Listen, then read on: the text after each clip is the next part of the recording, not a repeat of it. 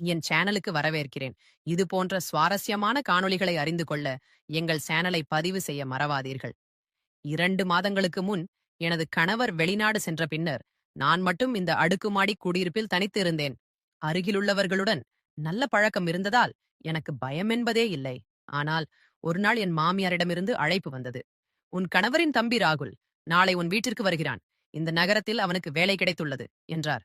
இதை கேட்டதும் எனக்கு சற்று கலக்கம் ஏற்பட்டது. நான் ஒரு சிறிய அடுக்குமாடி குடியிருப்பில் தனியாக இருந்தேன். என் கணவரோ வெளிநாட்டில் இருந்தார். மைத்துனன் வரப்போவதாகச் சொன்னதும் நான் மேலும் பதற்றமடைந்தேன். கணவர் இங்கிருந்திருந்தால் எந்த பிரச்சனையும் இருந்திருக்காது. ஆனால் கணவர் இல்லாத நிலையில் இளம் வயது கொழுந்தனுடன் தனித்திருப்பது சரியில்லை என்று எனக்கே தோன்றியது. என்றாலும் மாமியாரின் வார்த்தையை மீற நான் விரும்பவில்லை. உடனே என் கணவர் மகேஷுக்கு அழைத்துச் சொன்னேன், ராகுல் இங்கு வருகிறார் என்று. அதற்கு அவர், ராகுல் உன்னுடன் இருந்தால் எனக்கு கவலை இல்லை என்றார். நான், மகேஷ், நீ சொல்வது சரியில்லை. அவனோடு நான் தனியாக எப்படி இருப்பேன் என்று கேட்டேன். என் வார்த்தைகளால் மகேஷுக்கு கோபம் வந்தது. அவன் என் தம்பி. அவனால் உனக்கு என்ன ஆபத்து என்று சற்று கடுமையாகவே பதிலளித்தார். நான் பதிலொன்றும் சொல்லாமல் அழைப்பை துண்டித்தேன். அன்றிரவு எனக்கு உறக்கம் வரவில்லை. என் கணவரின் கோபமும் மைத்துனன் வரவும் என் மனதை அலைக்கழித்தன. ராகுலை எனக்கு சிறு வயதிலிருந்தே பிடிக்காது. நானும் மகேஷும் சிறு வயதிலேயே திருமணம் செய்து கொள்ள ஒப்புக்கொண்டிருந்தோம். என் தாய் தன் நண்பரின் மகன் மகேஷை எனக்கு நிச்சயித்திருந்தார். நான் இருவரையும் நன்கு அறிவேன். மகேஷ் அமைதியானவர், ராகுல் மிகவும் பேச்சாளி. மகேஷுக்கு படிப்பில் ஈடுபாடு, ராகுலுக்கோ பெண்களுடன் பேசுவதிலும் கேலி செய்வதிலுமே களிப்பு. படிப்பு முடிந்ததும் என் திருமணம் மகேஷுடன் முடிந்தது. திருமணமாகி 3 நாட்களிலேயே முழுமையான தாம்பத்தியம் இல்லாமலே மகேஷ் வெளிநாடு சென்று விட்டார். அது எனக்கு வியப்பாக இருந்தது. என்றாலும் வேலை என்பதால் ஏற்றுக்கொண்டேன். மகேஷ் 2 மாதங்களாக வெளிநாட்டில் இருந்தார். நான் தனித்து வாழ்ந்தேன். இப்போது மைத்துனன் வந்து தங்கினால் மகேஷ் வர 1 வருடமாவது ஆகும் என்ற எண்ணம் என்னை மிகவும் வருத்தியது. மறுநாள் நான் ராகுலுக்கு பிடித்த உணவான பன்னீர் மசாலா தயாரித்தேன். மாலை 7 மணிக்கு கதவு தட்டப்பட்டது. ராகுல் சிரித்த முகத்துடன் நின்றிருந்தான். உள்ளே வந்ததும், பேருந்து பயணத்தில் களைத்துவிட்டேன், சற்று உறங்குகிறேன் என்றான். பின்னர், எந்த அறை என்று கேட்டான். எங்களிடம் 2 அறைகள் இருந்தன. நான் 2வது அறையை காட்டினேன். அவன் அந்த அறையை பார்த்துவிட்டு, இங்கு என்னால் தங்க இயலாது. எனக்கு படுக்கையில்தான் உறக்கம் வரும் என்று சொல்லி என் படுக்கை அறைக்குச் சென்றான். நான் வியப்புடன் அவனை பார்த்தேன். அவனுடன் வாக்குவாதம் செய்ய நான் விரும்பவில்லை. நான் உணவு சூடாக்கி வைத்திருக்க அவன் குளித்துவிட்டு வந்தான். நீ செய்த உணவு மிகச் சுவையாக உள்ளது. உன் கையால் செய்த உணவை முதன்முறையாக சாப்பிடுகிறேன். திருமணமானவுடன் நீ இந்த ஊருக்கு வந்து விட்டாய் என்று சொல்லி, நான் உனக்கு ஒரு பரிசு கொண்டு வந்துள்ளேன். உள்ளே வா, காண்பிக்கிறேன் என்று என் கையை பிடித்து அழைத்துச் சென்றான். நான் கோபமாக, முதலில் என் கையை விடு, பரிசைக் காட்டு என்றேன். அவன் ஒரு ஆடம்பரச் சட்டையை கொடுத்து, இது உனக்காக என்றான். அன்றிரவு ராகுல் என் படுக்கை அறையிலேயே தங்கினான். எனவே நான் சோபாவில் உறங்க வேண்டியதாயிற்று. மறுநாள் நான் ராகுலிடம், எனக்கு என் அறையில் உறங்குவதே பழக்கம். உனக்கு இடையூறாக இருந்தால் வரவேற்பறையில் சோபாவை வைத்து உன் அறையாக மாற்றிக்கொள் என்று சொல்ல முடிவு செய்தேன். அவன் எத்தனை நாள் இங்கு இருப்பான் என்பது தெரியவில்லை. காலையில் எழுந்தபோது அவன் அங்கு இல்லை. ஆனால் மதியம் அவன் மிகவும் மகிழ்ச்சியுடன் திரும்பி வந்து, என் வேலை உறுதியாகிவிட்டது, நாளையிலிருந்து பணிக்குச் செல்வேன் என்று கூறி சோஃபாவில் அலட்சியமாகச் சாய்ந்தான். நான் மிகவும் களைத்துவிட்டேன். ஒரு கப் தேநீர் போடு என்றான். அவன் என் மைத்துனன்தான். ஆனால் அவன் பேச்சில் மரியாதை குறைவு இருந்தது. உண்மையில் மைத்துனன் என்பவர் அண்ணனுக்கு இணையானவர். எனவே நான் அவனுக்கு தேநீர் தயாரித்துக் கொடுத்துவிட்டு, எனக்கு என் அறையில் உறங்குவதே பழக்கம். எனவே நீ வரவேற்பறையை உன் அறையாக மாற்றிக்கொள் என்றேன். ஆனால் நாம் ஒரே அறையிலேயே சமாளிக்கலாமே என்ற அவன் வார்த்தைகள் என்னை மேலும் சினங்கொள்ளச் செய்தன. அவை கேட்டு என் தலை சுற்றியது. நான் கோபத்துடன் அவனை முறைத்தேன். அவன் சிரிக்கத் தொடங்கி, நான் விளையாட்டாகத்தான் சொன்னேன் என்றான். நான் சமையலறைக்குச் செல்ல எழுந்தபோது, நீ கோபப்படும் போது மிகவும் அழகாக இருக்கிறாய் என்று மீண்டும் சிரித்தான்.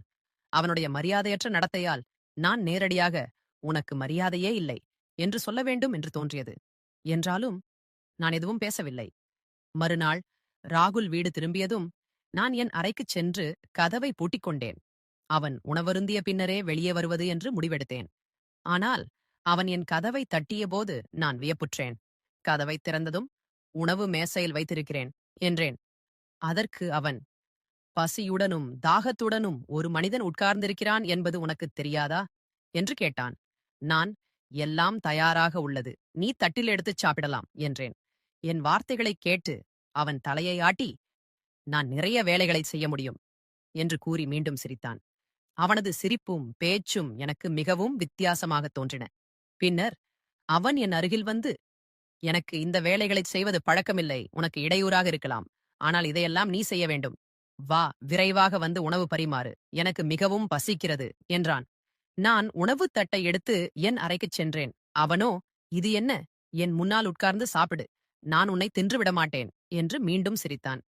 நீ என் அண்ணி, ஆனால் என்னுடன் பேசுவதில்லை, எனக்கு மிகவும் மன வருத்தமாக உள்ளது. என் அண்ணன் வேறு நாட்டுக்கு ஓடிவிட்டான், நீ அவனுடன் இப்படித்தான் நடந்திருப்பாய், அதனால்தான் அவன் தன் உயிரை காப்பாற்ற ஓடிவிட்டான் என்றான். நான் கோபமாக பதிலளித்தேன். நீ உன் வேலையைப் பார், உனக்கு சாப்பாடு கிடைத்ததா இல்லையா என்பதைப் பார், ஒழுங்காகச் சாப்பிடு. நான் எங்கு உட்கார்ந்திருந்து என்ன செய்கிறேன், என்ன செய்யவில்லை என்பது உனக்கு தேவையில்லை. என் கோபமான பேச்சைக் கேட்டு அவன் மீண்டும் சிரித்தான். இப்படி பேசாதே, நீ கோபப்படும்போது மிகவும் அழகாக இருக்கிறாய் என்று முன்பே சொல்லியுள்ளேனே என்றான். நான், உனக்கு வெட்கமாக இல்லையா என்று கேட்டேன். அதற்கு அவன், அதில் என்ன வெட்கம், அண்ணனின் மனைவிக்கும் மைத்துனனுக்கும் இடையே இப்படி நகைச்சுவையாக பேசுவது இயல்பானதுதான் என்று கூறி உணவைச் சாப்பிடத் தொடங்கினான். நீ மிகவும் மன வருத்தமுள்ள பெண், வாழ்க்கை எவ்வளவு அழகானது என்று சொல்லிக்கொண்டே உண்டான். நான் வியப்புடன் அவனை பார்த்தேன். என் பேச்சால் அவனது நடத்தை சற்றேனும் மாறும் என்று நினைத்தேன். ஆனால் அப்படி நடக்கவில்லை. அவனுக்கு எந்த கவலையும் இல்லாதது போல் இருந்தது. நான் மகேஷுக்கு அழைத்து ராகுலை பற்றி எல்லாவற்றையும் சொன்னேன். ஆனால் மகேஷ் விசித்திரமானவர். உன் எண்ணம் தவறு என்றார்.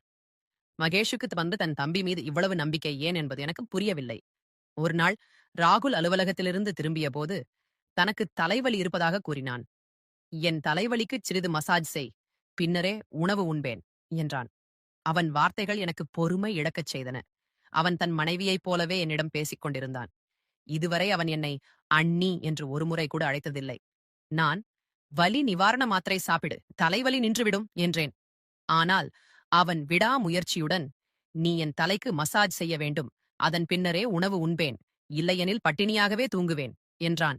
வேறு வழியின்றி நான் எண்ணெய் புட்டியை எடுத்துக்கொண்டு அவன் அறைக்குச் சென்று அவன் தலையில் எண்ணெய் தடவி மசாஜ் செய்யத் தொடங்கினேன். அவன் படுக்கையில் படுத்திருந்தான். நான் அவன் அருகில் அமர்ந்து மசாஜ் செய்து கொண்டிருந்தேன். அவன் என்னை கேலி செய்ய முயற்சித்தான். அதைக் கண்டு எனக்கு மீண்டும் கோபம் வந்தது. நான் பொறுமையாக மசாஜ் செய்கிறேன், நீ ஏன் என்னை பார்க்கிறாய் என்று கேட்டேன். என் வார்த்தைகளைக் கேட்டு அவன் மெல்லச் சிரித்து, நீ எவ்வளவு அழகாக இருக்கிறாய் என்பதை பார்த்தேன் என்றான். நான் கோபமாக எண்ணெய் பூட்டியை வைத்துவிட்டு அறையிலிருந்து வெளியேறத் தொடங்கினேன். அவன் சிரித்துக்கொண்டே, நான் விளையாட்டாகத்தான் சொன்னேன் என்றான். ஆனால் நான் கேட்கவில்லை. அறையை விட்டு வெளியேறி கதவை மூடுவதற்கு முன், மேசையில் உணவு இருக்கிறது, சாப்பிடு, நான் தூங்குகிறேன் என்று கூறி என் அறைக்குச் சென்றேன். நான் கதவை பூட்டி படுக்கையில் படுத்தேன். அவன் உணவு உண்கிறானா இல்லையா என்பதை அறிய நான் கவனமாக இருந்தேன். அது எனக்கு மிகவும் எரிச்சலூட்டியது. என்றாலும் அவன் வெறும் வயிற்றுடன் தூங்கக்கூடாது என்று நினைத்தேன். ஆனால் அவனுக்கு அது புரியவில்லை. எனது பாசமும் அவனுக்கு சிறிதும் விளங்கவில்லை. மாறாக அவன் அதையெல்லாம் விளையாட்டாகவும் கேலியாகவுமே கருதினான். இது எனக்கு மிகவும் வித்தியாசமாகவும் இருந்தது. ஏறக்குறைய அரை மணி நேரத்திற்குப் பின் வெளியே பாத்திரங்கள் ஒலித்தன. என் மனம் அமைதியடைந்தது. நானும் உறங்கிவிட்டேன். பின்னர் நள்ளிரவில் ஏதோ விசித்திரமான சத்தம் கேட்டு என் கண்கள் திறந்தன. என் அறையின் மொட்டை மாடியில் யாரோ இருப்பது போல தோன்றியது. யாரோ நடப்பது போன்ற ஒலி தெளிவாக கேட்டது. நான் அச்சத்துடன் எழுந்து அமர்ந்தேன். நடுங்கும் கைகளால் திரையை உயர்த்தி பார்த்தேன். அங்கு 2 பேர் நின்று கொண்டிருந்தனர். இருவரின் கைகளிலும் கத்திகள் இருந்தன. எங்கள் வீட்டில் திருடர்கள் நுழைந்து விட்டனர் என்று எனக்கு மிகுந்த அச்சம் ஏற்பட்டது. திருடர்கள் என் அறையின் கதவுக்கு அருகில் இருந்தனர். நான் விரைவாக என் கதவை திறந்து வெளியே ஓடினேன். வேகமாக ஓடி ராகுலின் கதவை தட்டினேன். அவன் ஆழ்ந்த உறக்கத்திலிருந்து விழித்தெழுந்தான். ஆச்சரியத்துடன் என்னை பார்த்தான். என் முகத்தில் இருந்த பயத்தைக் கண்டு, என்ன ஆயிற்று என்று கேட்டான். நான் அவனை தள்ளிவிட்டு அவன் அறைக்குள் நுழைந்தேன். விரைவாக அவன் கதவை உட்புறமாக பூட்டினேன். இதையெல்லாம் கண்டு அவனுக்கு மிகவும் வியப்பாக இருந்தது. என் உடல் அச்சத்தால் நடுங்கியது. பயத்தால் என் வாயிலிருந்து எதுவும் வெளிவரவில்லை. என் அறையில் திருடர்கள் இருக்கிறார்கள் என்று சிரமப்பட்டு கூறினேன். என் வார்த்தைகள் முடிவதற்குள் கதவில் டக் டக் என்று தட்டும் ஒலி கேட்டது. அந்த சத்தம் கேட்டு ராகுலும் அச்சமடைந்தான்.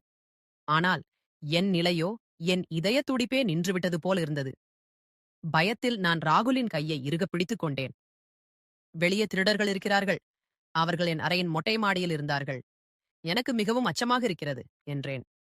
பயத்தில் நான் என்ன செய்கிறேன் என்பதே எனக்கு புரியவில்லை. ராகுலின் கையை இறுக்கமாக பிடித்திருந்தேன். என் இதயம் அச்சத்தால் நடுங்கியது. மீண்டும் கதவு தட்டும் ஓசை கேட்டது. வெளியே இருந்தவன், கதவை திறக்கவில்லையெனில் உங்கள் இருவரையும் கொன்று விடுவோம் என்று மிரட்டினான். நான் அவர்கள் கையில் கத்தியை பார்த்தேன் என்றேன். ராகுல், கவலைப்படாதே, அவர்கள் உள்ளே வர முடியாது, கதவு பூட்டப்பட்டுள்ளது என்றான். அவன் என்னை தள்ள முயற்சித்தான். ஆனால் நான் அச்சத்தில் அவனை இறுக பிடித்திருந்தேன். அவன் என்னை படுக்கையில் அமர வைத்து என் அருகில் அமர்ந்து, பயப்படாதே, நான் இங்கு இருக்கிறேன் என்றான். மீண்டும் கதவு தட்டும் ஓசை வந்தது. இம்முறை ஒரு மனிதன் மிகவும் கடுமையாக, கதவை திறக்கவில்லையெனில் உடைத்து விடுவோம் என்றான். அந்த குரலை கேட்டதும் நான் ராகுலின் இரு கைகளையும் இறுக பிடித்துக் கொண்டேன். எங்கள் வாழ்க்கையே முடிந்துவிட்டது போலத் தோன்றியது. ஏனெனில் எங்கள் இருவரிடமும் அலைபேசி இல்லை. பயத்தில் ஓடி வரும்போது நான் என் அலைபேசியை என் அறையிலேயே விட்டு வந்திருந்தேன். ராகுலோ தன் அலைபேசியை வரவேற்பறையில் மின்னேற்றத்தில் வைத்திருந்தான். நீ வெளியே போகாதே, அவர்கள் உனக்கு ஏதாவது செய்யலாம் என்றேன். அவன், என் கையை விடு, நான் பார்க்கிறேன் என்றான். நீ என்ன செய்கிறாய் என்று அச்சத்துடன் கேட்டேன். இந்த மனிதர்களைப் பற்றி எனக்குத் தெரியும். நீ அறையிலிருந்து வெளியே வராதே என்றான். நான் என் மைத்துனனுக்காக நான் என் மைத்துனனுக்காக ஆழத் தொடங்கினேன். நீ எங்கும் போகாதே, இல்லையெனில் அவர்கள் உன்னை கொன்று விடுவார்கள் என்றேன். கவலைப்படாதே, நாம் இங்கே இருந்தாலும் அவர்கள் கதவை உடைத்து உள்ளே வந்து விடுவார்கள். நான் முடிந்தவரை போராடி பார்க்கிறேன் என்று கூறி அவன் வெளியே சென்றான். வெளியிலிருந்து கதவை பூட்டினான். பின்னர் வெளியே சண்டையின் ஓசை கேட்டது. பயத்தில் என் மனம் நடுங்கியது. அவர்கள் ராகுலை அடிப்பது போலத் தோன்றியது. நான் இரு கைகளையும் இறுகப் பிடித்துக்கொண்டு நடுங்கியவாறே அமர்ந்திருந்தேன். ராகுலுக்கு ஏதாவது நேர்ந்தால் அவர்கள் என்னை என்ன செய்வார்கள் என்ற எண்ணத்தில் என் நிலை மோசமடைந்தது. மூச்சு திணறுவது போல் இருந்தது. பின்னர் ஏதோ ஒரு பெரும் சத்தம் கேட்டது. எங்கு, எதனால், எப்படி என்று தெரியவில்லை. அச்சத்தில் நான் மயங்கிவிட்டேன். காலையில் பறவைகளின் குரலால் கண்விழித்த போது நான் ராகுலின் அறையில் இருந்தேன். என் தலைமுடி முழுவதும் சிதறியிருந்தது. ஆனால் நான் அவன் அறையில் தனியாக இருந்தேன். நான் அங்கு எப்படி வந்தேன் என்பது புரியவில்லை. பின்னர் இரவு நடந்த நிகழ்வுகள் நினைவுக்கு வந்தன. நினைவு வந்ததும் என் உணர்வு மீண்டும் போய்விட்டது. வெளியே என்ன நடந்தது என்பது தெரியவில்லை. நான் அவன் அறையிலிருந்து வெளியே வந்ததும் ராகுல் சோபாவில் அமர்ந்திருந்தான். அவன் கையில் கட்டு போடப்பட்டிருந்தது. தலையில் காயத்தின் தடயங்கள் தெரிந்தன. நான் அவன் அருகில் சென்று, என்னாயிற்று, உன் கையில் என்ன என்று கேட்டேன். அவன், சண்டையில் அவர்கள் என் மீது கத்தியால் தாக்கினார்கள். ஆனால் கத்தி என் கையில் பட்டது. உனக்கு எதுவும் தெரியாது. நீ மயக்கமடைந்து விழுந்துவிட்டாய். ஆனால் இப்போது கவலைப்படாதே, எல்லாம் சரியாகிவிட்டது. போலீசார் அவர்களை கைது செய்து வைத்திருக்கிறார்கள். அந்த திருடர்கள் காவலில் உள்ளனர் என்று என் முகத்தை பார்க்காமல் பேசினான். என்றாலும் அந்த நாளிலிருந்து நான் மிகவும் அச்சமடைந்திருந்தேன். ராகுல் திடீரென்று மௌனமாகிவிட்டான். அது எனக்கு வித்தியாசமாக இருந்தது. அவன் முன்பு போல் விளையாட்டாக பேசுவதை முற்றிலும் நிறுத்திவிட்டான். ராகுல் முன்பு இருந்த ராகுலாக இல்லை. மிகவும் தீவிரமாக மாறிவிட்டான். என்னுடன் அதிகம் பேசுவதில்லை. அவன் மனமுடைந்திருப்பதைப் போல் தோன்றியது. இட்ஸ் நைட்ஸ் அவனுக்கு முன் உணவு வைத்தால் அவன் ஆழ்ந்த சிந்தனையில மூழ்கி விடுவான். 2-3 முறை சொன்ன பின்னரே அவன் உணவு உண்பான். இப்படியே 1 மாதம் கழிந்தது. பின்னர் ஒரு நாள் நான் தலை சுற்றி விழுந்தபோது ராகுல் என்னை மடு பிடித்துக் கொண்டான். அவன் என்னை பிடிக்காவிட்டால் நான் கடுமையாக காயமடைந்திருப்பேன். அவன் என்னை சோஃபாவில் அமர வைத்து, நீ உன்னை பார்த்துக் கொள்வதில்லை, இப்போது உன் நிலையை பார், பலவீனத்தால் தலை சுற்றல் வந்திருக்கலாம் என்றான். ராகுல் என்னை மருத்துவமனைக்கு அழைத்துச் சென்றான். நான் தனியாக மருத்துவரின் அறைக்குச் சென்றேன். மருத்துவர் செய்த சில பரிசோதனைகளின் முடிவுகள் வந்தவுடன் என் மனம் அதிர்ச்சியடைந்தது. மருத்துவர், நீ கர்ப்பிணி என்று கூறியபோது எனக்கு தலை சுற்றியது. என் கணவர் கடந்த 3-4 மாதங்களாக என்னுடன் இல்லை. அவர் இதுவரை என்னைத் தொடவில்லை. ராகுல் மட்டுமே என்னுடன் இருந்தான். ஆனால் இது எப்படி சாத்தியம் என்று எனக்கு புரியவில்லை. என் மனது வெறுமையாகிவிட்டது. ராகுல் எப்போது இதைச் செய்தான் என்று யோசித்து எனக்கும் கவலை ஏற்பட்டது. நான் எந்த மருந்தையும் உட்கொள்ளவில்லை. யாரும் எனக்கு எதையும் சாப்பிடக் கொடுக்கவில்லை. பிறகு நான் கர்ப்பமாவது எப்படி? அப்போது அந்த இரவு திருடர்கள் வீட்டிற்கு வந்தது என் நினைவுக்கு வந்தது. நான் மயக்கமாக இருந்தேன். அதன் பிறகு ராகுலின் நடத்தை மாறியிருந்தது. அவன் மனமுடைந்து மௌனமாக இருந்தான். அந்த இரவு ராகுல் என்னுடன் தவறு செய்திருக்கலாம் என்று தோன்றியது. நான் மயக்கமடைந்திருந்த போது அவன் என்னை தவறாக பயன்படுத்தியிருக்கலாம். எனக்கு அவனுடைய ஆதரவு தேவைப்பட்ட போது அவன் இதைச் செய்திருக்கிறான். நான் என் கண்ணீரை துடைத்து, மருத்துவரின் அறையிலிருந்து வெளியே வந்தேன். ராகுல் வெளியே அமர்ந்திருந்தான். என்னை பார்த்ததும், "என்ன ஆயிற்று? மருத்துவர் என்ன சொன்னார்?" என்று கேட்டான். நான் எதுவும் பேசவில்லை. வீட்டிற்குச் சென்று அவனிடம் கேட்க வேண்டும் என்று முடிவு செய்தேன். ஆனால் வீட்டிற்கு வந்ததும் மற்றொரு அதிர்ச்சி எனக்கு காத்திருந்தது. வீட்டில் மகேஷ் புன்னகையுடன் நின்றிருந்தான். "நீ எப்படி இருக்கிறாய்?" என்று கேட்டான். நான் திகைத்துப் போய் நின்றேன். மகேஷை பார்த்ததும் ராகுலுக்குச் சற்று மன வருத்தம் ஏற்பட்டது. அப்போது எனக்கு மிகுந்த துயரம் உண்டானது. என்ன செய்வதென்றே தெரியவில்லை. நான் மகேஷை கட்டிப்பிடித்து ஆழத் தொடங்கினேன். ஆனால் ராகுல் என்னை கெடுத்து விட்டான் என்று அவனிடம் எப்படிச் சொல்வது? கஷ்டமான நேரத்துல அவன் எனக்கு ஆதரவாக இருப்பான் என்று நினைத்து நான் அவனிடம் சென்றேன். ஆனால் அவனே என்னை கெடுப்பான் என்று எனக்கு தெரியவில்லை. மகேஷ் என் தலையில் கை வைத்து, "நான் இங்கு வந்திருக்கிறேன் என்றால் நீ மகிழ்ச்சியாக இருக்க வேண்டும். ஆனால் நீ ஏன் அழுகிறாய்?" என்று கேட்டான். அந்த நேரத்தில் ராகுல் மகேஷின் அருகில் வந்து என் கையை பிடித்து ஒரு கணத்தில் மகேஷிடமிருந்து என்னை தள்ளினான். இது மகேஷுக்கும் எனக்கும் ஆச்சரியமாக இருந்தது. ராகுல் என்னை பார்த்து கோபமாக, "தள்ளி நில்" என்று கத்தினான். இதற்கு மகேஷுக்கு கோபம் வந்தது. "இது என்ன மரியாதையின்மை? நீ என்ன செய்கிறாய்? எப்படி இப்படி செய்யலாம்?" என்று கேட்டான். பிறகு ராகுல் சொன்னதைக் கேட்டு என் காலடியில் நிலமே நடுங்கியது. "என்ன சொல்கிறேன் என்று உனக்கு நன்றாக தெரியும். ஆஃப்கால் என் மனைவி. உன்னுடையவள் இல்லை, இதை மறந்து விடாதே. எனவே என் மனைவியிடம் நெருங்க முயற்சிக்காதே" என்றான். அவன் வார்த்தைகளைக் கேட்டு நான் ஆச்சரியத்துடன் ஒருமுறை ராகுலையும் மறுமுறை மகேஷையும் பார்த்தேன். ராகுலின் வார்த்தைகளைக் கேட்டு மகேஷ் அவன் கழுத்தை பிடித்து அழுத்துவான் என்று நினைத்தேன். ஆனால் மகேஷ் எதுவும் பேசவில்லை. மாறாக அவன் முகத்தில் ஏமாற்றம் தெரிந்தது. ராகுல் பேசத் தொடங்கினான். "உனக்கு நினைவிருக்கிறதா? உன் திருமணத்தின் போது உனக்கு பதிலாக நான் தான் முகத்தை பூக்களால் மூடியவாறு மாப்பிள்ளையாக நின்றேன். அந்த நேரத்தில் சவிதாவின் கை என் கையில்தான் இருந்தது. நீ சவிதாவை திருமணம் செய்ய மறுத்துவிட்டாய். நீ அம்மாவிற்கு பயந்து கெஞ்சியதால் நான் அன்று உனக்காக அதைச் செய்தேன். உனக்கு சவிதாவை பிடிக்கவில்லை. உனக்கு வெளிநாடு செல்ல வேண்டியிருந்தது. அங்கு ஒரு பெண்ணை உனக்கு பிடிச்சிருந்தது. நீ அவளையே திருமணம் செய்ய விரும்பினாய். நீதானே சொன்னாய்? சவிதாவை இப்போது நீ திருமணம் செய்து கொள். சில வருடங்கள் கழித்து நான் திரும்பி வரமாட்டேன். பின்பு விவாகரத்து நாடகமாடி நான் அவளை விட்டுவிடுவேன். பிறகு சவிதா எப்போதும் உன்னுடையவளாகிவிடும். அதன் பிறகு நீ விரும்பினால் மீண்டும் சவிதாவை ஊரறிய திருமணம் செய்யலாம் என்றாய். இப்போது நீ திடீரென்று ஏன் திரும்பி வந்திருக்கிறாய்? உனக்கு அந்த வெளிநாட்டு பெண்ணை பிடித்திருந்தது. நீ அவளை திருமணம் செய்யப் போகிறாய் என்று சொன்னாய்.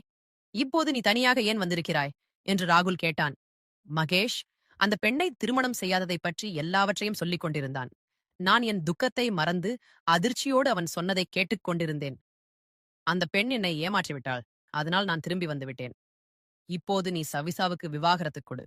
நான் அவளையே திருமணம் செய்து கொள்கிறேன் என்றான். அப்போது நான் ஒரு பொம்மை போல உணர்ந்தேன். நீங்கள் என்ன விளையாட்டை ஆடுகிறீர்கள்? என் திருமணத்தின் போது ஒரு சகோதரன் மற்றொரு சகோதரனை அழைத்து நிறுத்தியிருக்கிறான். இப்போது விவாகரத்து கேட்கிறான். பிறகு மற்றொரு சகோதரன் வந்து என்னுடன் நேரத்தை செலவிட்டான். இது எனக்கே தெரியாமல் என்னுடன் இப்படி ஒரு அருவருப்பான விளையாட்டு ஆடப்பட்டிருக்கிறது என்று கூறினேன். அதைக் கேட்டு ராகுலும் மகேஷும் ஆச்சரியமடைந்தனர். நான் உணர்ச்சி வசப்பட்டு ஆழத் தொடங்கினேன். என் கைப்பையில் இருந்த மருத்துவ அறிக்கையை எடுத்து அவர்கள் இருவர் முகத்திலும் வீசினேன். அதை பார்த்த மகேஷ், "ராகுல், இது என்ன செய்திருக்கிறாய்? உனக்கு வெட்கமாக இல்லையா?" என்று கேட்டான். ராகுலின் வார்த்தைகள் இன்னும் கடுமையாக இருந்தன. "அவள் என் மனைவி. எனவே எந்த வேலைக்கும் எனக்கு வெட்கமில்லை. நீ அவளை திருமணம் செய்ய நடிக்கச் சொன்ன அந்த நேரத்தில் என் மனதில் சவிதாவைப் பற்றி எதுவும் இல்லை.